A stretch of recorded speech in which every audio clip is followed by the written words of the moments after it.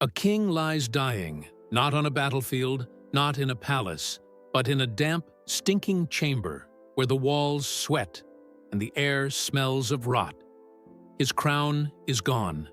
His empire has crumbled, and his bowels are exploding with blood.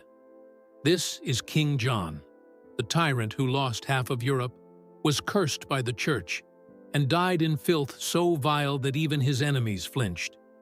Yet from that rotting body came something extraordinary, a document that would outlive empires, ignite revolutions, and shape the idea of freedom itself. The worst of kings gave the world the best of gifts. The Rotten Room, October, 1216. The walls of Newark Castle sweat with damp, their stones dark with centuries of rain. Inside, the air sours with mildew, smoke, and something fouler, the smell of disease. A king lies dying. He writhes on a wooden pallet. Breath short, eyes wild, body convulsing. Sweat streams down his skin. His attendants dare not touch him. This is John, King of England, Lord of Ireland, Duke of Normandy, and Aquitaine, a ruler whose name history turned into poison. Now, his body betrays him. His intestines are rupturing. His bowels gush blood. The crown once gleaming on his head has become a phantom weight pressing him into the filth. To his enemies, it is divine justice. To his chroniclers, it is a scene too fitting to believe. A tyrant undone by his own corruption. But the truth behind this grotesque death is more complex. Because John Lackland, the man hated above all kings, would die giving birth to an idea that outlived empires. The son without land. John was never meant to rule. Born the youngest son of Henry II and Eleanor of Aquitaine, he arrived too late to inherit anything of worth. His brothers already possessed kingdoms, titles, and armies. His father mocked him with a nickname that clung for life. Jean Sans Terre, John Lackland. It was meant as a joke, but for John, it became destiny. In his childhood courts, he learned that love could be conditional, loyalty bought, power borrowed. He grew sharp, calculating, restless, a prince with nothing, hungry for everything. He watched his brothers fight his father in brutal wars for inheritance. He saw betrayal rewarded, mercy punished. By the time he reached manhood, John had learned one lesson. If no one will give you power, you must take it. Brother's blood. In 1189, his brother Richard, the Lionheart, took the throne and left for the Third Crusade. John stayed behind. Within months, he began whispering that Richard was dead. He forged letters, bribed lords, and tried to seize the crown. When word came that Richard had been captured returning from the Holy Land, John schemed to keep him imprisoned as long as possible. Even among medieval barons who saw treachery as routine, this was beyond measure. But when Richard returned, astonishingly, he forgave him. John swore loyalty and waited. He would not wait long. In 1199, Richard was struck by a crossbow bolt while besieging a castle in France. He died of infection. The joke of the dynasty, the landless, faithless youngest son, became King of England. The fall of an empire. John inherited a realm stretching from Scotland to the Pyrenees. England and the western half of France had once formed an empire so large that contemporaries called it the anarchy of kings. But John lacked what his family had in abundance: military genius and personal charm.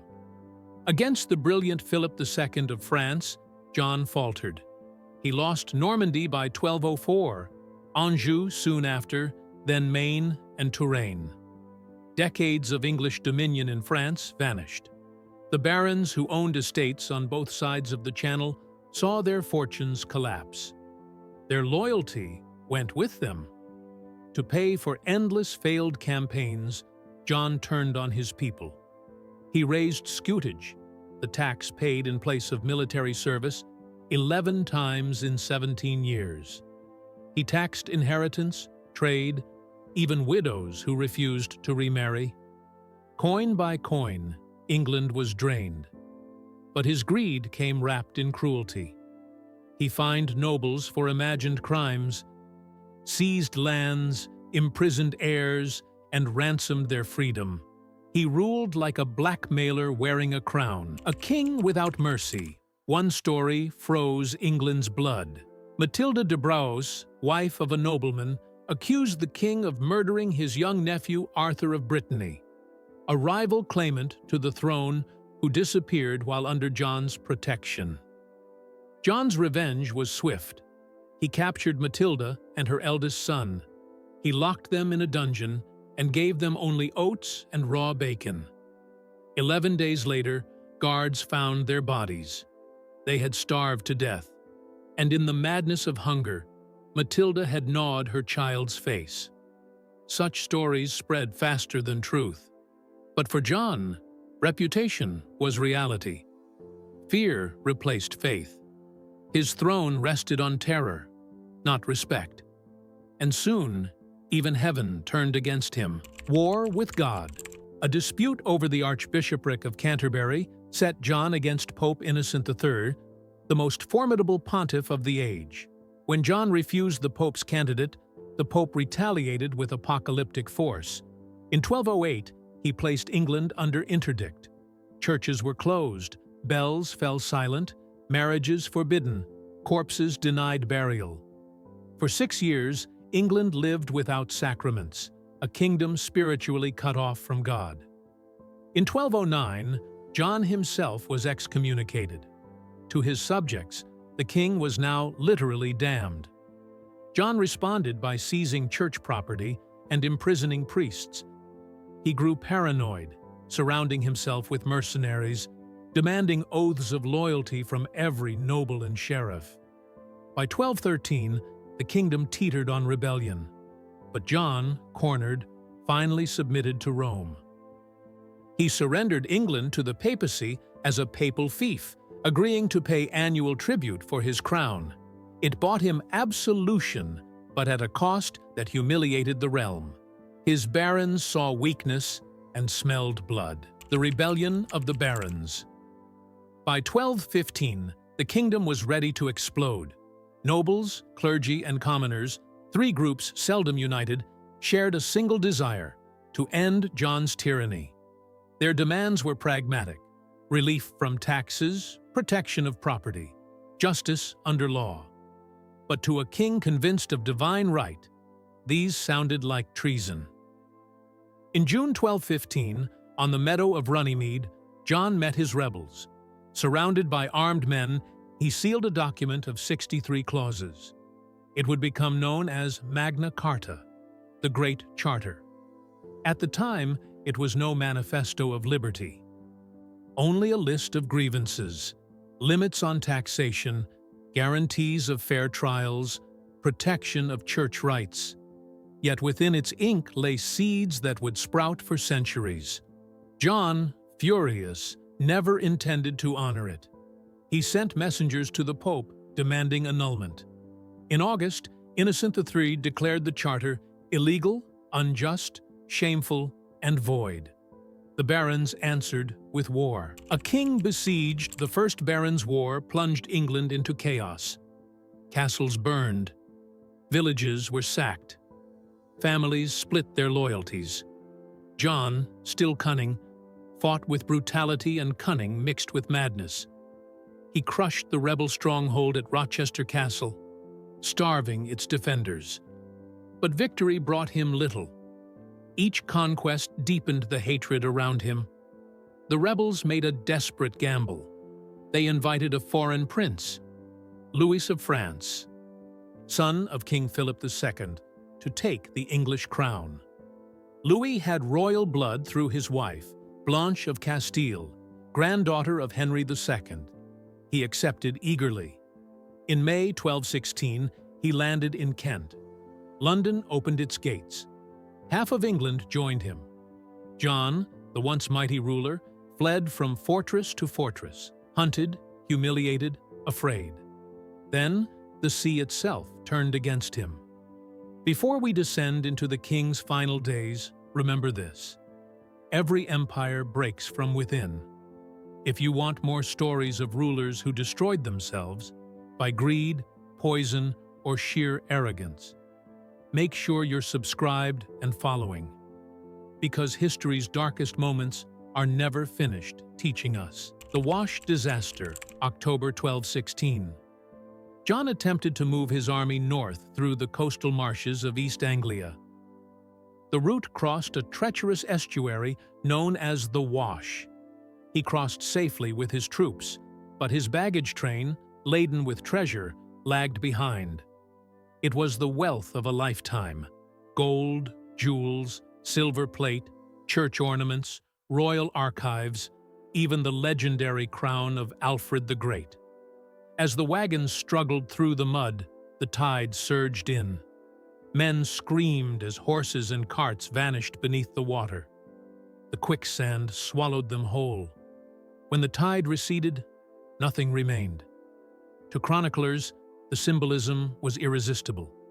The sea had claimed the greed of the king. Every coin stolen, every relic seized, swept away in a single tide.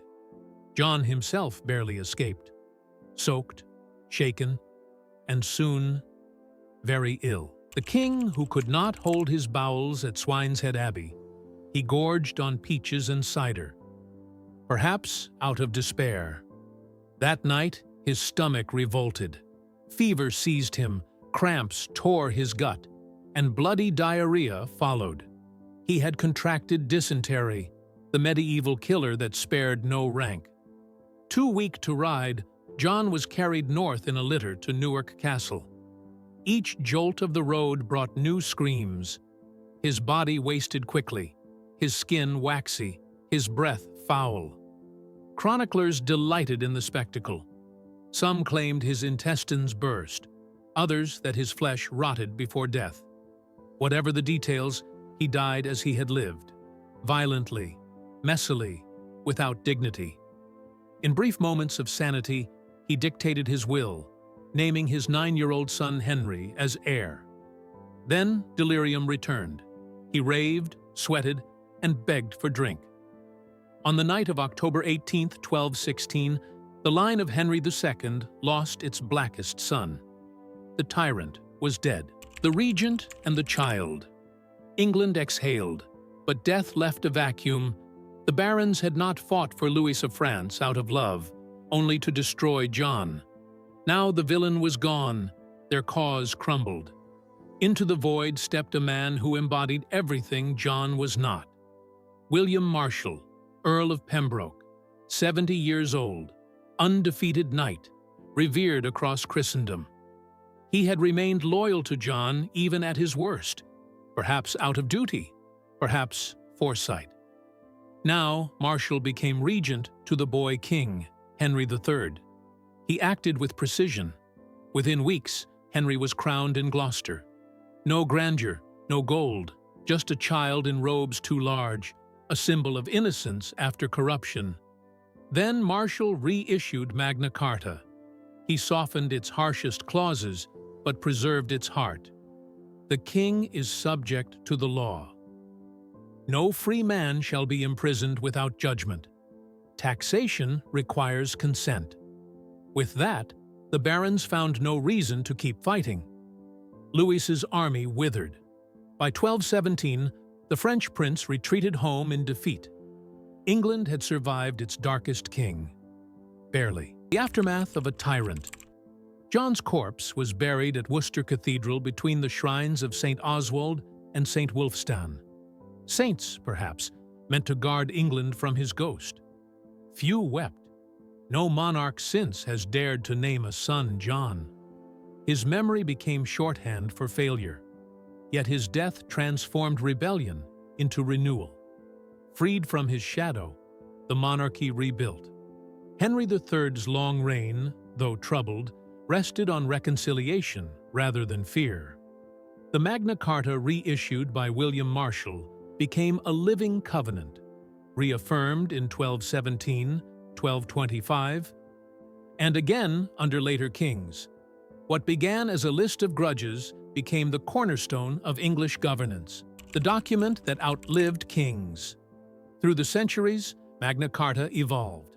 Its practical clauses faded, about fish weirs and debts and standard measures, but its principles hardened into law. When kings grew arrogant, subjects reached for it. When tyrants threatened liberty, it resurfaced. In the 17th century, during the struggle between Parliament and the Stuart monarchs, lawyers quoted its lines as proof that no ruler stood above judgment. When Charles I tried to rule without consent, Parliament answered with the echo of Runnymede. A century later, across the Atlantic, its words sailed again. The American colonists cited Magna Carta in defense of their own rights. The Declaration of Independence and the U.S. Constitution drew from its spirit the idea that government derives legitimacy from consent, not divine command. Even in the 20th century, as the world rebuilt after war, its legacy lived on.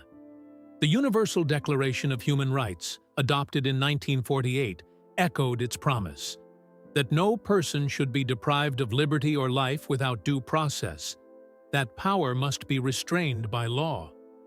All of it, every clause, every principle, born from the failure of one man, the curse of King John.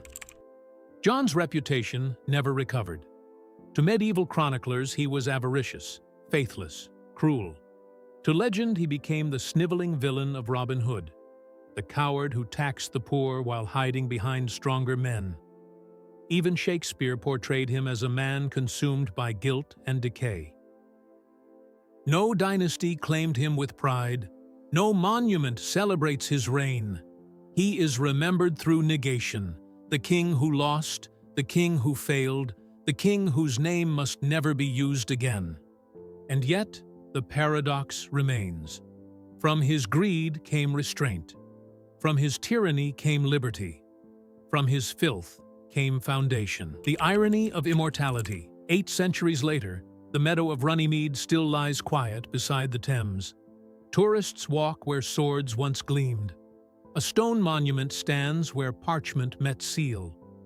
Few recall that the man who made it possible died rotting in his own waste.